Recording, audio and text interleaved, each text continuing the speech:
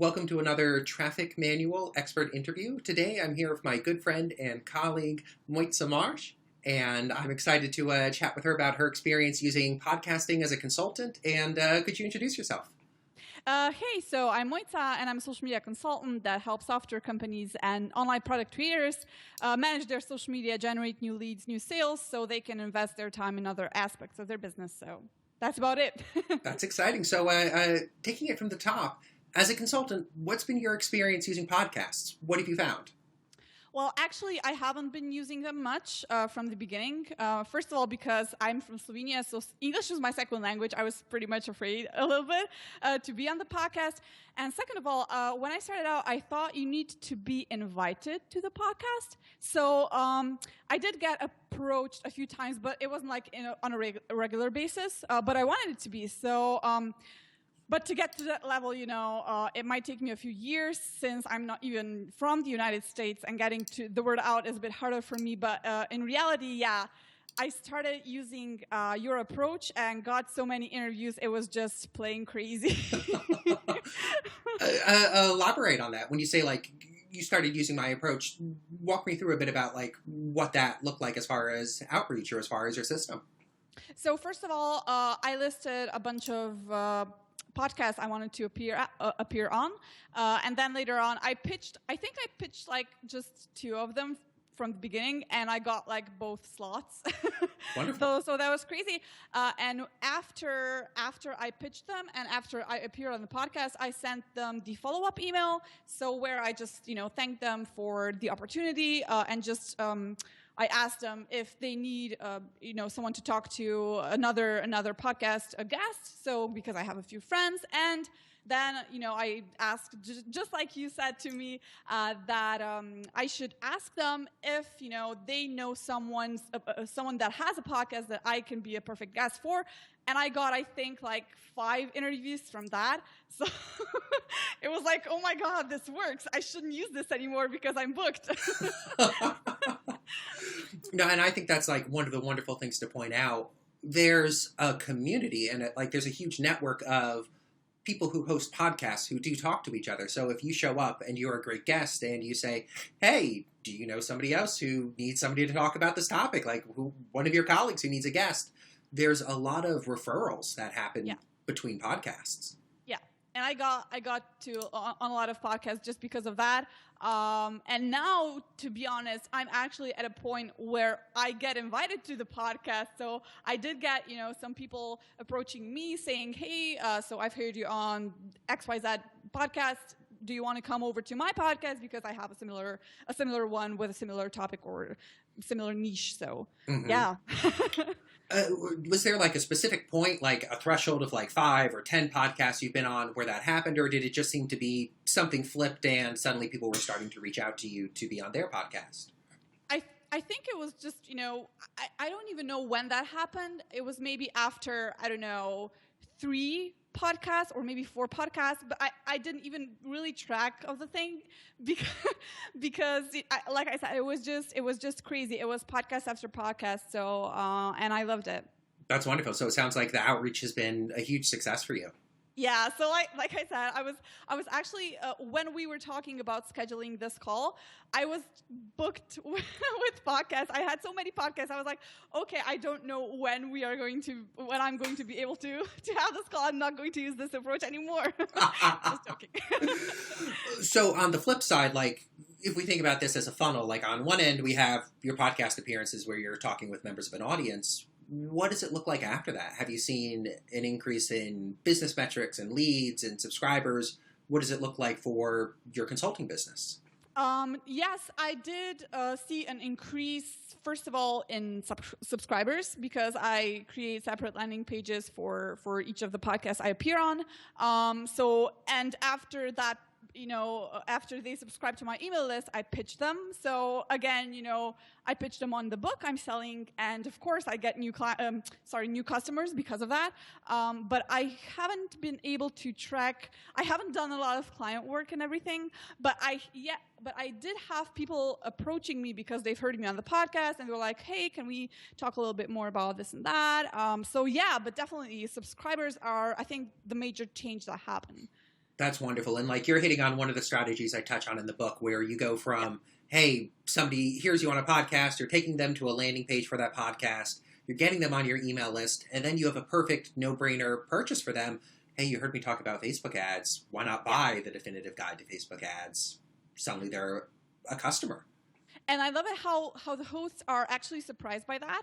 So I've had a couple of podcasts when I told them that I have set a specific landing page for the podcast or for the listeners of the podcast, and they were like, wow, that's amazing. You're the first one doing that. So I think that's that is definitely like a value right there for the listeners and for the hosts of the podcast as well, I think. Mm-hmm, mm-hmm. It always reminds me of how like you might be listening to, it could be a podcast, it could be anything, and the host tells you or the announcer says like, oh, we have a special exclusive offer for the listeners. Yeah. Well, it's an exclusive offer for the listeners. It might not be an exclusive offer in general, but it makes the listener or it makes the reader feel like this is special for me. Yeah. Yeah, and I've seen, I've had a lot of visits to that page, and like I said, I've had a lot of subscribers coming from that pages as well. So I think as I dive into that a little bit more, and maybe because I have I think it's like one landing page. I mean, I do create specific ones, but the copy is pretty much the same. But I'm going to dive in that strategy a little bit more and maybe create separate landing pages for separate topics. And I think I could really ramp up my game a little bit on. So, yeah. That's exciting. No, it's great to hear that it's working for you as a strategy. Yep, definitely. So here's another question for you. As you started pitching podcasts, how did you decide like what aspect of your professional expertise to focus on or what topics to pick? Well, I was actually listening to my audience. I was trying to listen to my audience. So I did have subscribers and I was emailing them regularly. So with the newsletters I sent them, I got a lot of replies from them. So I was listening to what problems they have, what they're struggling with, and what information I can give them, and they can find that information anywhere else. So that's how I actually picked my topics. Because if I hear one question coming up over and over again, that's probably not the only person that's struggling with that. So I was actually pitching those topics, and they were always interesting topics. Yeah. So I think just listening to my audience was, a big change for me. That's wonderful. No, and that's a hugely impactful strategy. I've always followed the philosophy that if one person or 5 people are willing to respond to an email and they all say like, hey, I'm really having trouble understanding X, there's 95 people out there who just didn't respond but still have a question about it. So it's valuable to pick on those topics that people are willing to bring to the table. Yeah, and if you don't find those topics, you can always check online forums, and there will be on Reddit, if you have social media, there will be same questions popping up over and over again, and you just pick a topic from there. Mm-hmm. Easy. Yeah, absolutely. It's the same strategy I used when I brainstorm topics or when I try to write a guest article or an article for my site. What questions are people asking out there? And it makes it a lot easier. Yep, definitely. Let me see here. So how did you go about identifying the podcasts you wanted to appear on? You started out by saying you started with a list of your dream podcasts. How did people first appear on there? Like I said, I haven't done much outreach. I think I mentioned before, I emailed 2 or 3 podcasts, and I got just this crazy amount of podcasts to appear on. But for that first emails, I was just observing where my competition was appearing and what topics they were discussing about. So if I had something new to say about that topic, an original opinion to share, that was a good sign.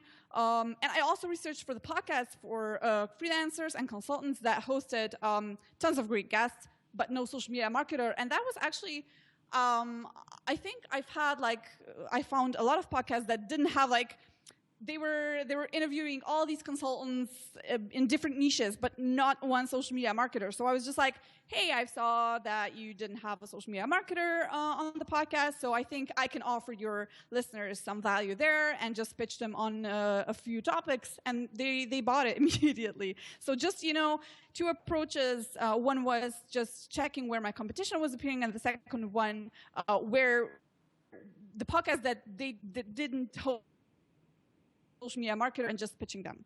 That's perfect. No, 2 super, super valuable strategies to focus on. And I think, observing where your competition has appeared, it's invaluable. They've done the work of identifying podcasts that want to have guests. Great.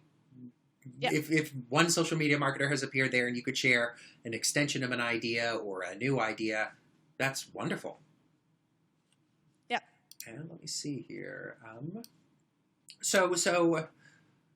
And I think that was that. Oh no! Oh, you. Did I drop out here? Yeah, I think I hear you right now. Hold on 1 second. Yep, I hear you. I'll cut this snippet out. Am I all good now? Yep. Okay. For now. And you were just saying? I don't know what I was about to say, to be honest. So let's jump to the next question then. So for someone listening, for a consultant listening or a product creator listening who's wondering how this whole system fits together, how they could use podcasting to benefit their business, what would you say to them based on your experience? Well, I know this can be hard to wrap your head around, but I don't know what other to say that this really works. So if you have an opinion to share, if you know a lot about a certain topic, because I think you have to be knowledgeable about one topic if you want to appear on podcasts. You can't just, have no knowledge about anything and just, pitch someone and get on that podcast. So you have to be knowledgeable about a certain topic. But if you have that, and if you have a certain opinion to share, a specific opinion, maybe a different one, if you can share any value to the people or listeners of a specific podcast, just don't think about it twice. Just do it. There is nothing more to say about this. I was actually very afraid. Like I said, English is my second language. So it was especially hard for me just to appear on a podcast, talk in English language, where Slovenian is actually my first language. So it was hard for me. But I remember you saying that I was asking you, how do I get better at this? And you were like, you can't get better at this. You have to try. You have to dive into the podcast and just do it. And I actually just did it. And I've had, I think, the last 3 podcasts I appeared on were just, they were phenomenal. I was talking like crazy. It was like English is my first language. And I was just like, oh my God, that works, that's valuable, and I'm getting better and better.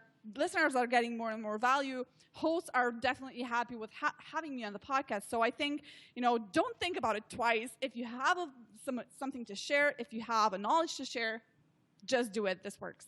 No, that's perfect.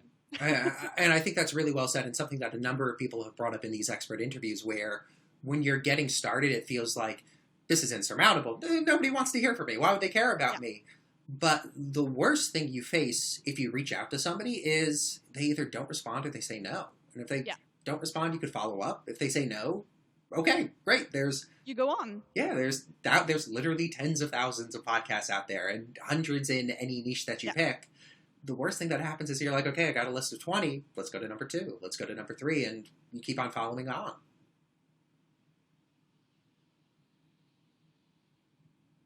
Yeah, and I've actually, just like I said, I pitched to 2 or 3 podcasts and got a number of appearances on that podcast, and it was crazy. So, like I said, this really works.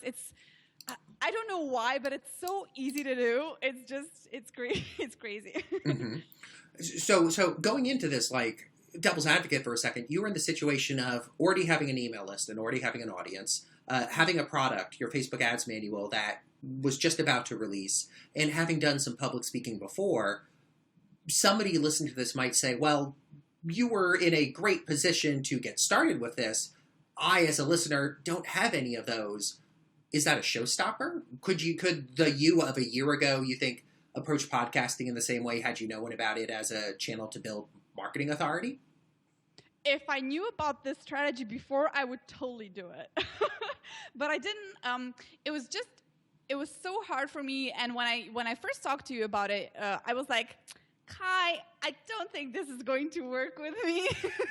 I didn't believe it. So, but like I said, when I first pitched the first podcast I pitched to, it was just like, yeah, when can you come on? I was like, oh my God, it's that easy. So I would definitely say it is not a showstopper if you don't, have any, if you didn't appear on any podcast or anything or public appearances, whatever. It is not a showstopper.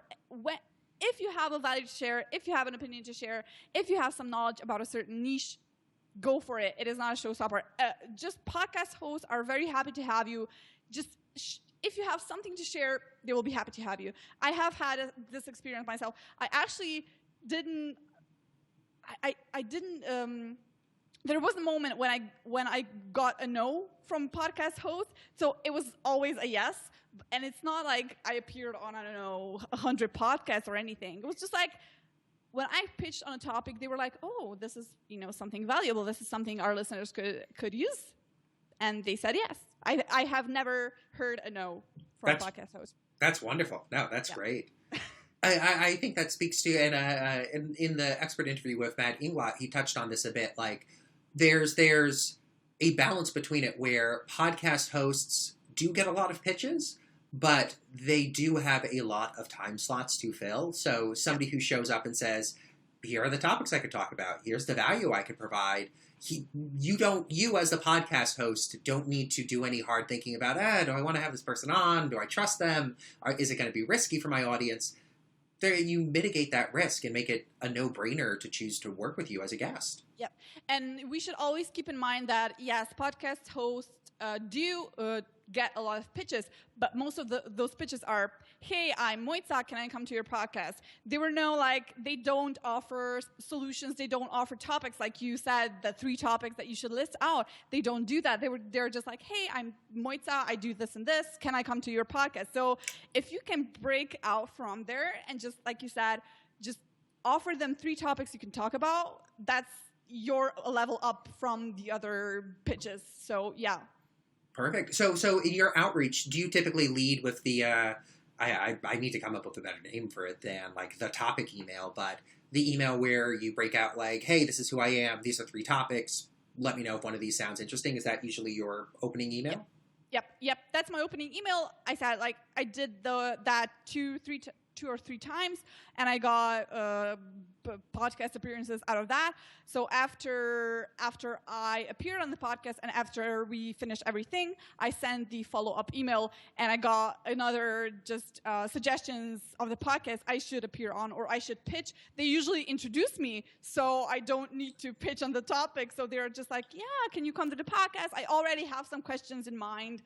So it's usually like a no-brainer for me. I don't do a lot of work there, but I just prepare for the podcast and appear and do the whole thing over and over again. So, no, that's perfect. And I think when you're able to acquire that introduction or that referral from a host to another host, it's the most powerful way to get onto a podcast, since you're building off of the trust that the hosts have for each other instead of pitching even through a referral.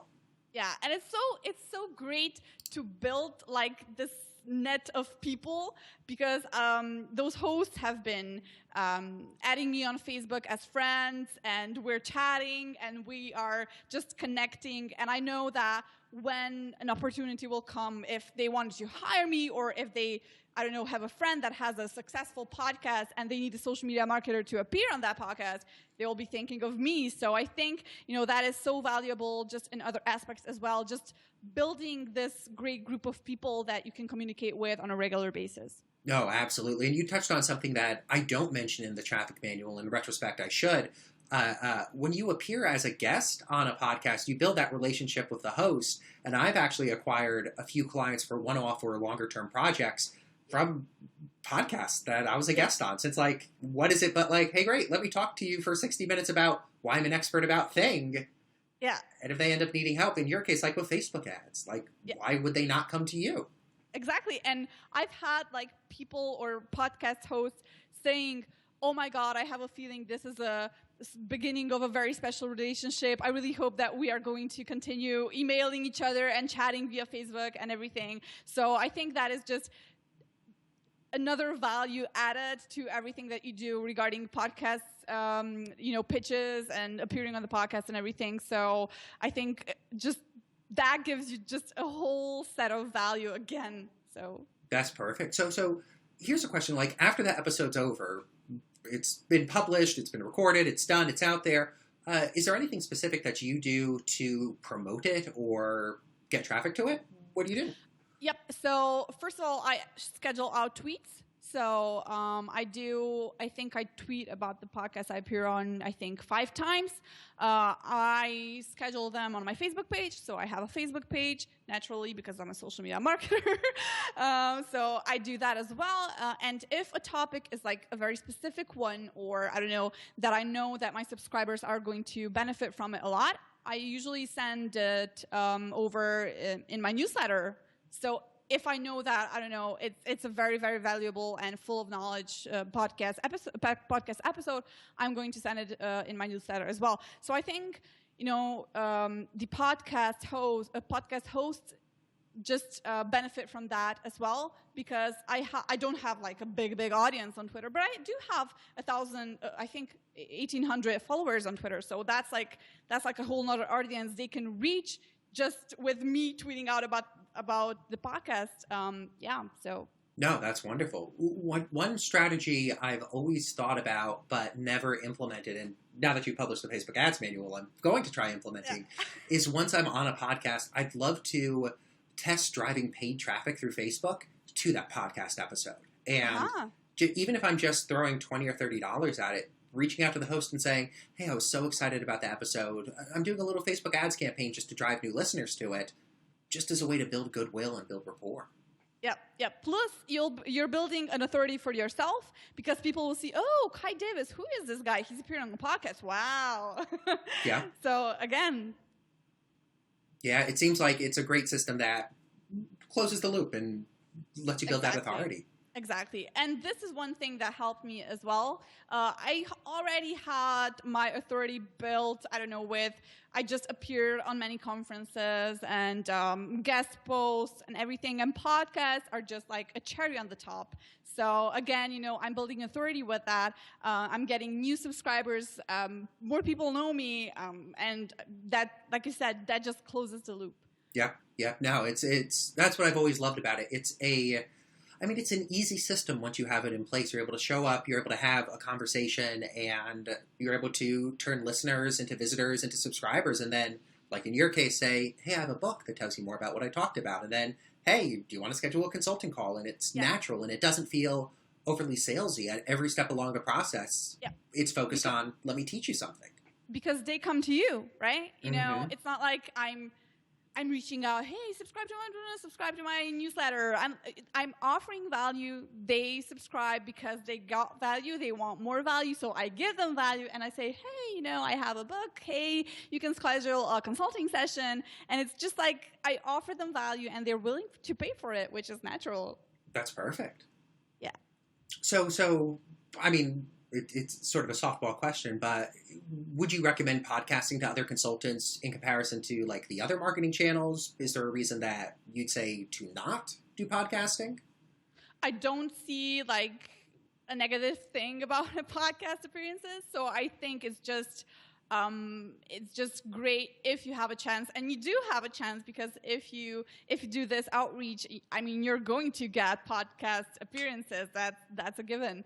But yeah, I don't think like there's a bad thing appearing on a podcast. No, I would say go for it. It's not. Yeah, I would definitely recommend to every consultant or freelancer just to do that and see where that takes you. I think. Business is just about experimenting different things, and podcasts are one of them. So I think it's definitely worth experimenting with, and I think you're going to get surprised by, what this can bring to your business and how your business can grow, because you appear on the podcast, you build authority, you get new subscribers, new customers, new leads, new clients, et cetera, et cetera. Wow, that's perfect. Any closing thoughts you'd want to add about the process overall or your experience? I would just say, just do it, because, like I said, I was so afraid when I was first pitching, when I was like, oh my God, it wasn't actually my first podcast appearance, because I've had, some of them before I started pitching out, but they weren't like regular appearances. I wanted to get regular appearances. So when I got the first, podcast appearance, from the outreach campaign I did, it was like, oh my God, I'm so nervous now. I was pitching them and now they want to listen to me. And I was like, oh my God, I'm so nervous. But the first one was, I was a nerve wreck, but the second one, I just got better and better. And the podcast hosts were just so thrilled to have me. And they were like, oh my God, this is so valuable for our listeners. So I would say, if you are afraid, I mean, remember me, English is my second language, and I still do it. So just do it. No, that's perfect. Was there anything specific you practiced or tried to get over that fear, or was it just experience? I have a secret to share. So I was actually talking to myself a lot. And this actually sounds really funny, but when I talk to my peers from Slovenia and they are like, how can you, I don't talk like fluently English, but I do talk better than, I don't know, my friends or, my peers from Slovenia. So they were actually asking me, how do you talk like that? And I was like, I talk to myself. And I actually practice. So I imagine them asking me a bunch of questions. They rarely send me questions beforehand, but I don't know, you have those questions when you get asked those questions over and over again. And I was actually practicing them, practicing my pronunciation. How am I going to say things? How can I be just crispy, valuable, action-packed, whatever. So I was actually talking to myself, and I still do it. And I think it really helps me just, to be prepared what comes to me. So I'm not like surprised by the questions. So I already have an answer in mind. So I could just, talk about that answer a little bit. But yeah, definitely. I practice in my bathroom. So No, that's I'm not perfect. bored. When I put my makeup on, and that like takes me, I don't know, 30 minutes. So I don't want to get bored. So I talk to myself. Yeah, and it's really similar to what I've heard a lot of other people who have experimented with podcasting say, that the first few you do are scary. You get over it by practicing, by talking with a friend. I've even told people who are like, I got the jitters about my first podcast interview. Call a buddy up on Skype. Call me up on Skype. We'll just do a practice session. Like, it's not recorded. Yeah. It gives you that experience. Like, it's like, I don't know, negotiating your pay raise or talking with a potential client. Like, it's scary the first time you do it. It's less scary the second. And the fifth time you do it, you're like, whatever. It's a walk in the park. Yeah. It's just building up that experience. And if you are very, very nervous, I know what helps. So make yourself a cup of coffee and put like a little shot of whiskey in it. That's my dirty little secret. So I did that. The first one I did like just coffee. And the second one, I was like, okay, I'm going to try something different now. And it was so better. Because it helped with the nerves? It helped with the nerves, and I was like, I'm just chatting with a person on the other side. There won't be like tons of listeners on the other side. I'm just chatting with a person. So it helped with my nerves, and it was tasty. No, that's perfect. That's perfect. And I think like you hit on a point that's really important for people who are considering podcasting to keep in mind, that when you're thinking about it, when you think about getting started, there's this impression like, oh, this is going to be a live broadcast. There's going to be thousands of listeners. It's a phone call. It might be a video phone call that's recorded and then sent out after the fact. It doesn't get broadcast immediately to people. So if you're able to separate that idea in your mind that, oh, there's going to be people listening to this, and if I flub it up, it's going to be terrible. Well, yeah. The podcast might be edited, and you're able to say, well, hey, hold on, like, let's redo that question. I didn't answer it correctly. You have opportunities to improve since it's just an audio call, and after the fact, it gets broadcast out. And you actually made a great point there. Every podcast gets edited.